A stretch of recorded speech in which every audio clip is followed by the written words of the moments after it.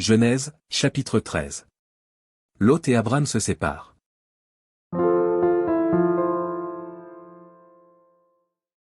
Abram remonta d'Égypte vers le midi, lui, sa femme, et tout ce qui lui appartenait, et Lot avec lui. Abram était très riche en troupeaux, en argent et en or. Il dirigea ses marches du midi jusqu'à Béthel, jusqu'au lieu où était sa tente au commencement, entre Béthel et Haï. Au lieu où était l'autel qu'il avait fait précédemment. Et là, Abram invoqua le nom de l'Éternel. Lot, qui voyageait avec Abram, avait aussi des brebis, des bœufs et des tentes. Et la contrée était insuffisante pour qu'ils demeurassent ensemble, car leurs biens étaient si considérables qu'ils ne pouvaient demeurer ensemble. Il y eut querelle entre les bergers des troupeaux d'Abram et les bergers des troupeaux de Lot. Les Cananéens et les Phéréziens habitaient alors dans le pays.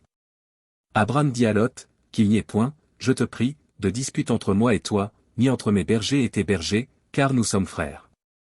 Tout le pays n'est-il pas devant toi? Sépare-toi donc de moi, si tu vas à gauche, j'irai à droite, si tu vas à droite, j'irai à gauche.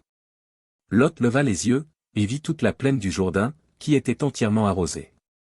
Avant que l'Éternel eût détruit Sodome et Gomorrhe, c'était, jusqu'à Tsoar, comme un jardin de l'Éternel, comme le pays d'Égypte. Lot choisit pour lui toute la plaine du Jourdain, et il s'avança vers l'Orient. C'est ainsi qu'ils se séparèrent l'un de l'autre.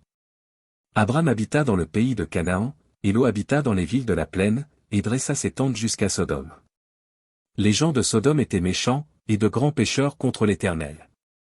L'Éternel dit à Abram, après que Lot se fut séparé de lui, lève les yeux, et, du lieu où tu es, regarde vers le nord et le midi, vers l'Orient et l'Occident. Car tout le pays que tu vois, je le donnerai à toi et à ta postérité pour toujours. Je rendrai ta postérité comme la poussière de la terre, en sorte que, si quelqu'un peut compter la poussière de la terre, ta postérité aussi sera comptée.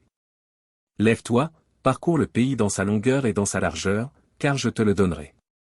Abram leva ses tentes, et vint habiter parmi les chênes de Mamré, qui sont près d'Hébron. Et il bâtit là un autel à l'Éternel.